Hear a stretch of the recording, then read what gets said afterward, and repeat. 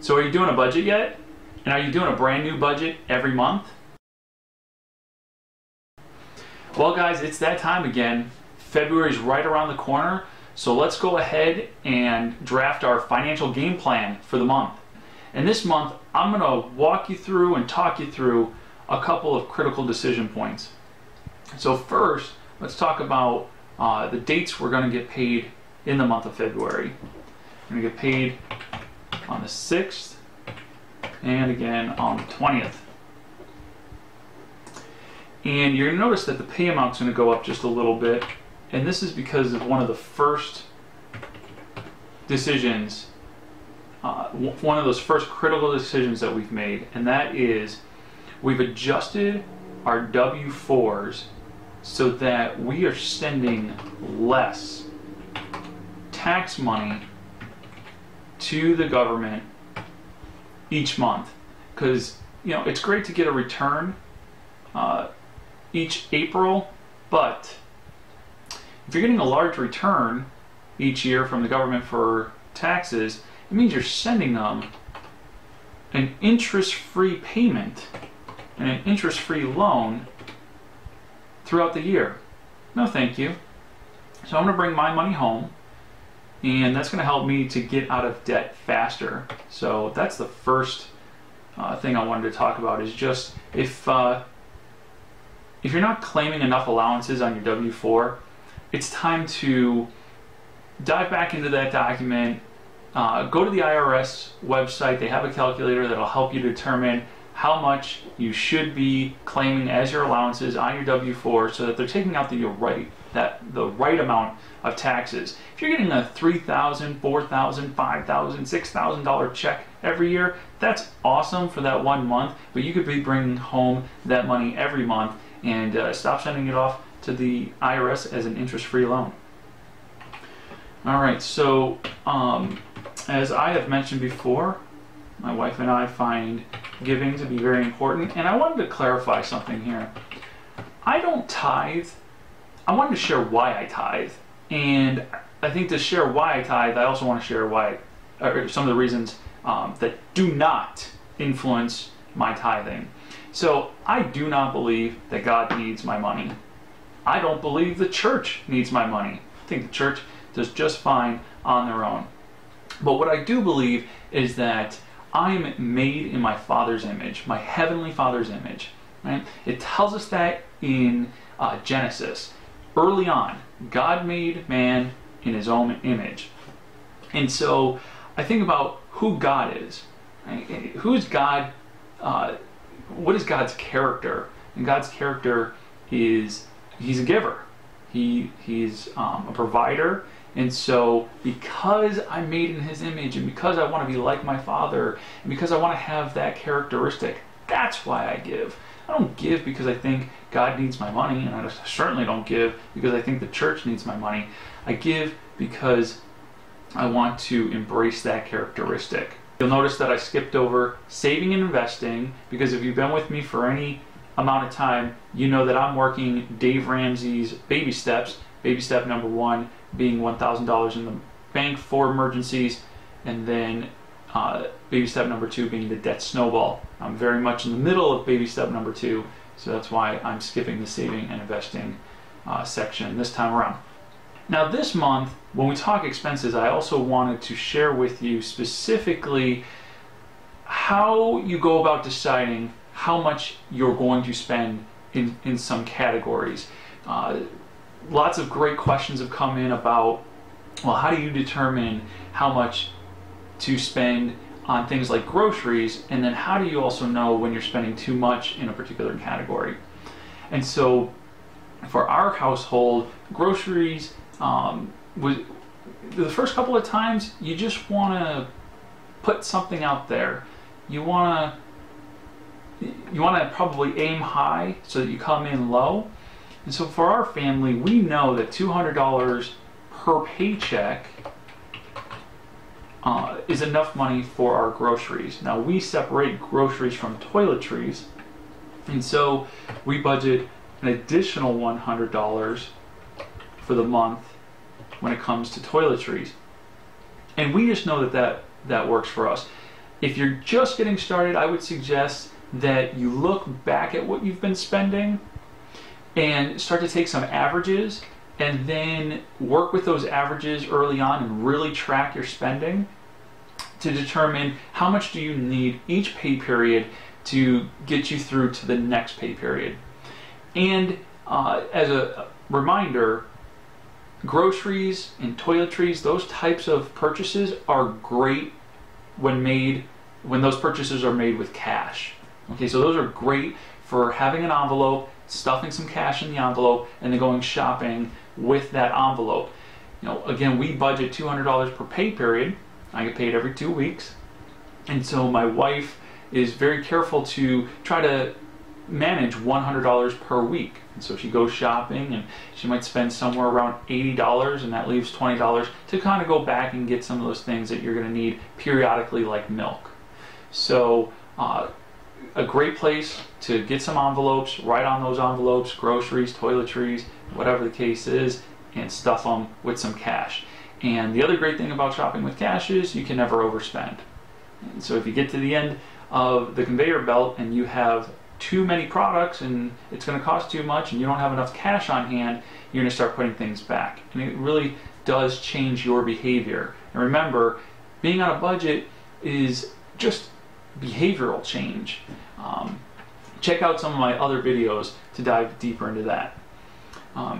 Again, if you've been watching and keeping track of my monthly budget, we also budget specifically for some baby supplies.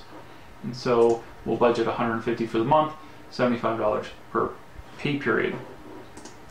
Here's where some of the numbers change a little bit. So just found out that our escrow payment on our mortgage is going to go up by about $20. And so instead of being $765, we now have a mortgage payment of $785. And that is principal, interest, insurance, and taxes. So that's the escrow part of the payment, because the principal and interest side of this payment is relatively small. You'll notice I'm also budgeting the $785 out of the second paycheck, because I believe that you should be paying all your bills early or on time, and so February's mortgage will be paid with the last check in January. So that means I don't have to worry about drawing money out and making the mortgage payment until the end of the month in time for March 1st. Because I'm not going to wait 6 days into the month to pay my mortgage. I'm going to make sure that my mortgage is paid on time or early, and in this case early. Same thing with the Homeowners Association of $55. Electric. I don't think I've shared this yet with you guys, but our electric bill is $150 a month every single month, because we're on the budgeted plan. The plan that they take a look at your prior year, what you spent for the entire year, and then just divide it by 12 and then charge you that particular amount each and every month. I like that much better than having a $300 bill in the summertime and a $96 bill in the winter. Yeah, when the winter comes around, it's great to have a $96 bill, but when the summer comes, I don't really like to shell out $300 for our electric. And so just put us on the budget plan where every single month it's the exact same amount. And $150 is quite reasonable for the size of home that we are cooling and heating. Okay, so that bill will be due in early March. It's due in early February as well, but it's going to be paid out of the second check in January, so we will budget that accordingly. $68 for water and $18.75 for trash and sewage. These two bills are due later in the month, around the 29th and 24th respectively. So I could wait until the 20th paycheck to pay it, but I want to balance out some of my expenses, so these will get paid extremely early. Alright. auto insurance is due on the 8th of each month. And I shared with you last month, I had a recent conversation with my auto insurance provider, and I saved more than 15% by sticking with my guys and not switching to Geico. Gas and oil, again, I budget $75 per paycheck, and registration and emissions is not due until about June or July. All right. Our life insurance payments will be auto-drafted. One is going to be auto-drafted mid-month. The other one's early month, so I'm going to, again, pay ahead, or at least save my or at least set aside the payment amount so that when it auto drafts it's already in the bank. I don't have to worry about it. My wife's life insurance premium and mine. Oops.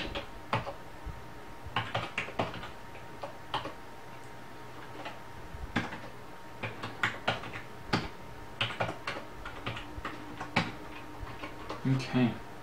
I think I shared with you, I also called and got my internet price reduced.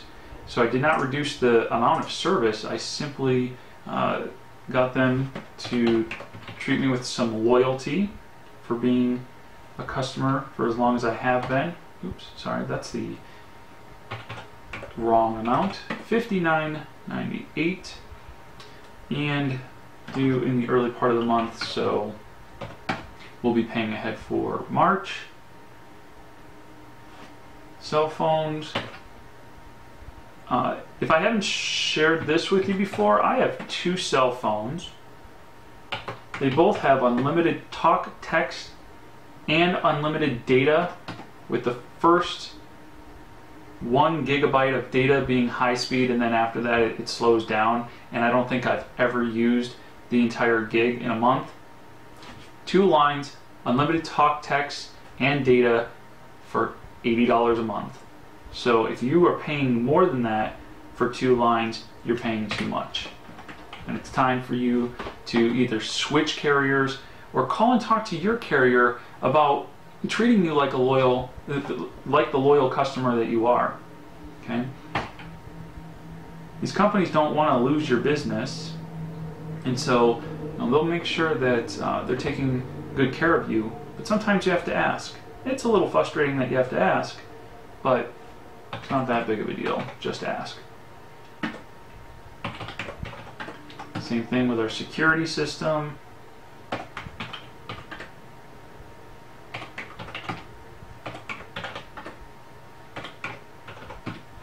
So yeah, let's take a minute to talk about some of these subscription expenses and insurances.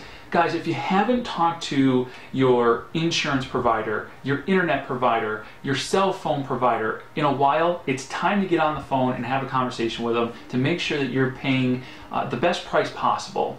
And like I said, I called my auto insurance company, and I was really upset that my premiums were going up, and they weren't even that bad, but I didn't like the fact that they were going up, considering the length of time I had been with the insurance company, the fact that I had no claims. And so I had a conversation with them, and after about a 15-20 minute conversation, I know it sounds cliche, I actually saved more than 15%. I saved about 21%, and no, I didn't switch to Geico.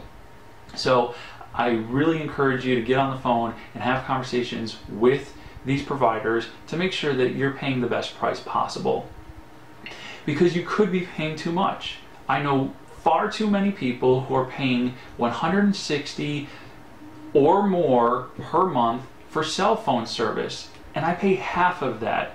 So you shouldn't be paying double what I pay. You should be paying right around the same, maybe a little more if you want things like unlimited high-speed data. But if you're paying $160 or more for 2 lines and you don't have unlimited talk, text, and data, you're paying too much money. And so it's time to have those conversations. Other than that, when thinking about things like how much should I be spending on groceries, like I said, take a look at what you have been spending, but you may find you've been spending way too much, or maybe you haven't been spending enough. You know, one of the things that Dave Ramsey always talks about is ratios. So taking a look at how much is your income versus how much are you spending on a certain category.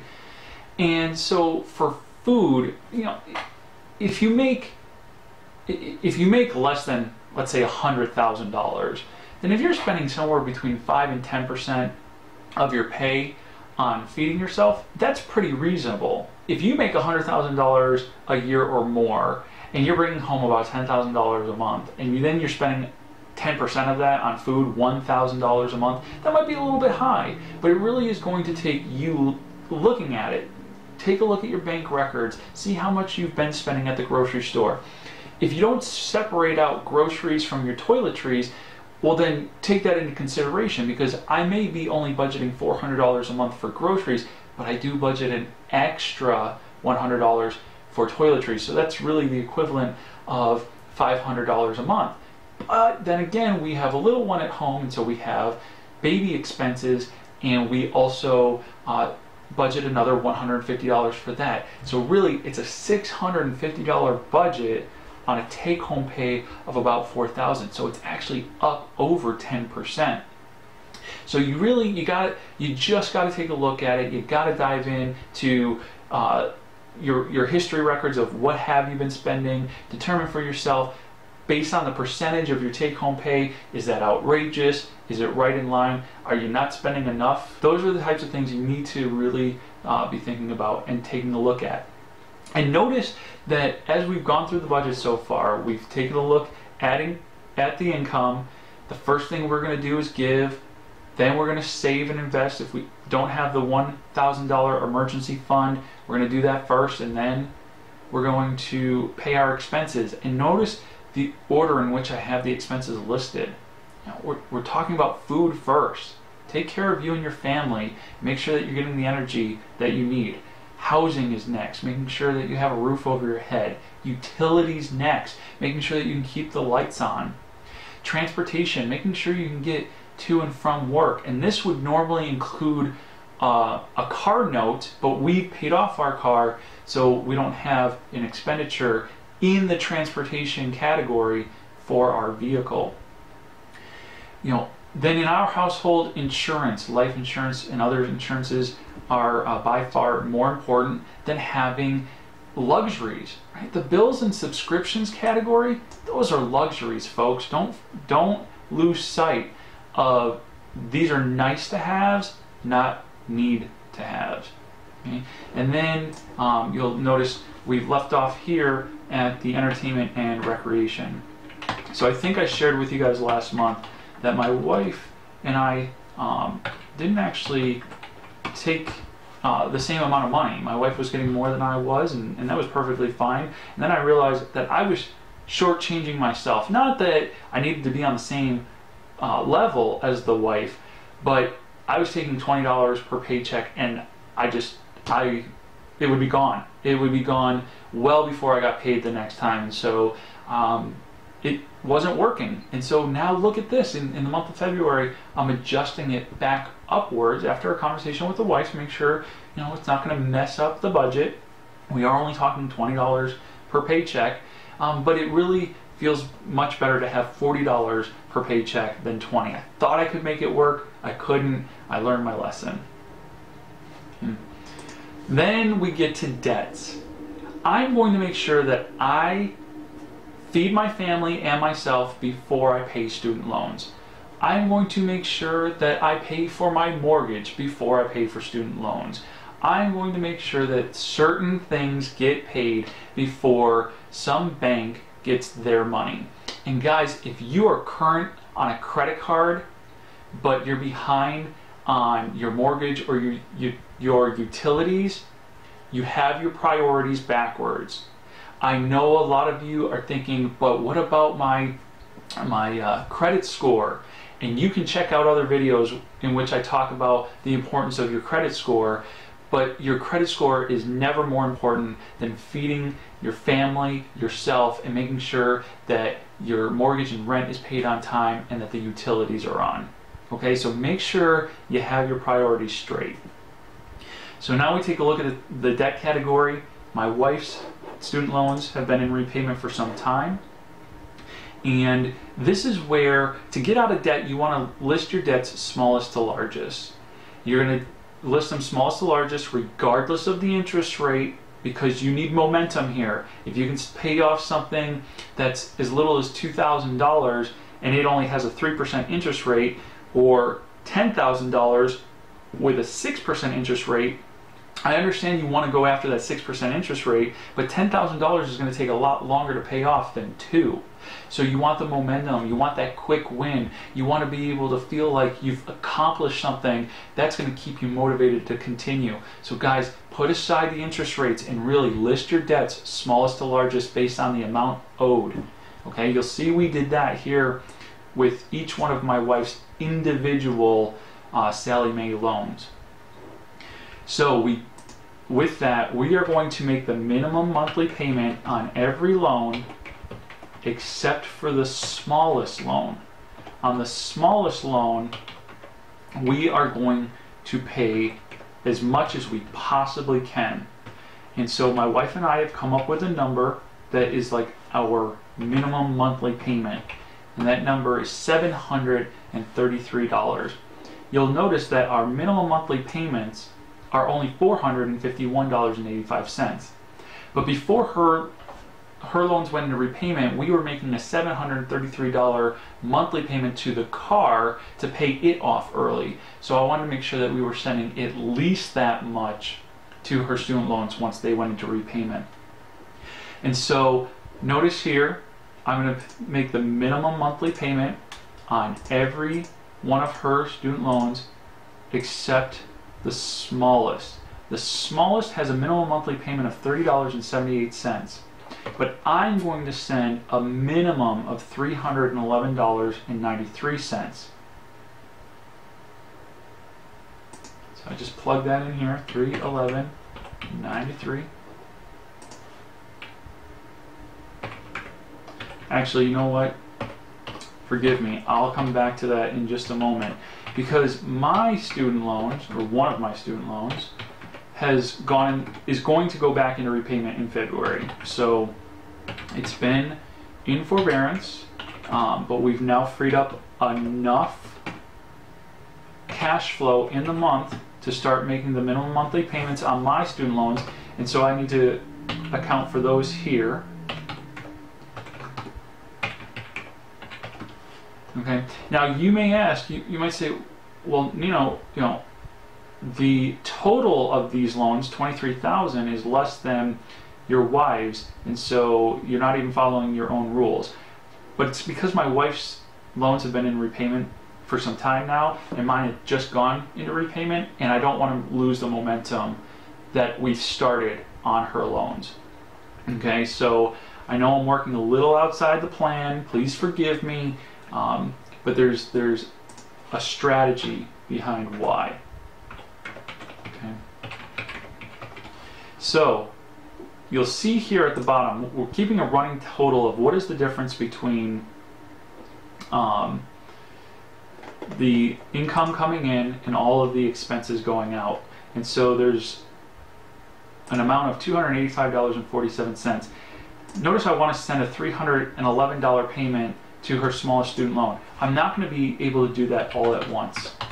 Okay, I'm going to send the difference, and then when I get paid again, I'll send the remaining balance. And so that just equals that number minus that number, which is a small enough number, right? But I'll send it. As much as when you're in debt and you're trying to get out of debt, you want to really focus on paying off your debts, and you're not going to do things like take lavish vacations, we have decided that this year we are going to take a very modest vacation, the family, and we are going to do that for a number of reasons. One, we're going to celebrate the fact that we've paid off nearly $40,000 in debt in about 2 years. Okay, so along the way, you need to celebrate some of the victories. We've paid off 2 cars, every single credit card, personal loans, it's all gone. And so we need to take a moment to celebrate that. Okay, so a very modest one. We are budgeting about $1,000. So yes, $1,000 would be great in order to continue the debt snowball, and of course it would, it would help us to eliminate the next debt. But in fairness to the family, $1,000 is only going to keep us in debt maybe 2 weeks longer than normal, and along the way we have to celebrate the victories. We have to enjoy some of this hard-earned money. We work for this money, so we should be able to enjoy a little bit of it, but we're keeping it very, very reasonable. $128.66 that's left over, we're going to put that into our vacation fund that we are planning on taking later in the year. And so there you have it, guys. As I share with you each and every time, it is important that you give every single dollar a mission. This is a zero-based budget is not about having $0 in the bank. It's about when you have income coming in, you assign every single dollar a mission so that you know where your money's going. Again, remember, John Maxwell tells us a budget is simply telling your money where to go instead of wondering where it went. There it is, the financial game plan for February. It takes just a matter of minutes to do your budget. Remember, I give new subscribers 2 free budgeting sessions, so make sure you request that. You can find the link to that in the description below. Remember to subscribe, like, and share. The only way this message gets out to the masses is if you let them know it exists. Thanks for tuning in, and we'll see you next time.